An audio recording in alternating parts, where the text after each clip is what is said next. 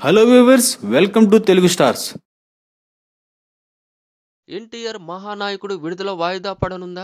ఈ సినిమా విశేషాలేంటి తెలుసుకోవాలనుకుంటున్నారా? అయితే తప్పకుండా మీరు ఈ వీడియో చూడాల్సిందే. నందమూరి బాలకృష్ణ తన తండ్రి పాత్రలో నటిస్తున్న చిత్రం ఎన్టీఆర్ బయోపిక్. క్రిష్ తెరకెక్కిస్తున్న ఈ బయోపిక్ 2 భాగాలుగా విడుదల కానున్న విషయం తెలిసిందే.